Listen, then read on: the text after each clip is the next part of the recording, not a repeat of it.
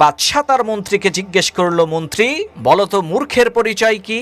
তখন সেই মন্ত্রী বলল, মহামান্বিত বাদশাহ, আমাকে 2 দিন সময় দেন, আমি আপনাকে উদাহরণস্বরূপ বুঝিয়ে দেব। পরের দিন সেই মন্ত্রী স্বর্ণরূপার মণিমুক্তা খচিত এক জোড়া জুতা তৈরি করালেন, আর ওই জুতা দুটির মধ্য থেকে একটা জুতা মসজিদের সামনে রেখে আসলেন। এদিকে সকালবেলা যখন ওই মসজিদের ইমাম সাহেব নামাজ পড়ার জন্য উঠেছে, তখন সে দেখে, আরে সর্বনাশ, এই মণিমুক্তা খচিত জুতা আসলো কোন জায়গা থেকে? তখন সেই ইমাম সাহেব সমস্ত মুসল্লিদের সামনে ঘোষণা করে দিল, প্রিয় ভাইয়েরা আমার, গতকাল রাতে মহান আল্লাহ সুবহানাহু ওয়া তাআলা এই মসজিদে এসেছিলেন, প্রমাণস্বরূপ আল্লাহ তাআলা তার জুতাখানা রেখে গেছেন।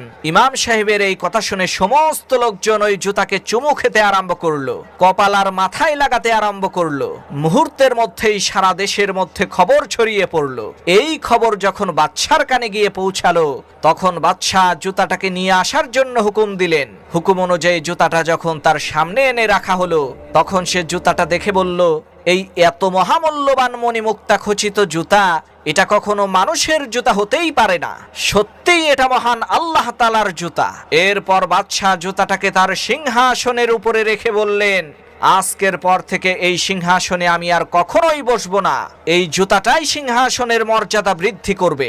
এমন সময় মন্ত্রী বাদশার দরবারে এসে বলল, মহামান্বিত বাদশাহ, গতকাল রাতে আমার দাদার খুবই দামি একটা জুতা হারিয়ে গেছে। বাদশাহ বলল, জুতাটা দেখতে কেমন ছিল? তখন সেই মন্ত্রী তার নিজের কাছে থাকা অন্য জুতাটা বের করে বললেন, বাদশাহ, জুতাটা এমন ছিল।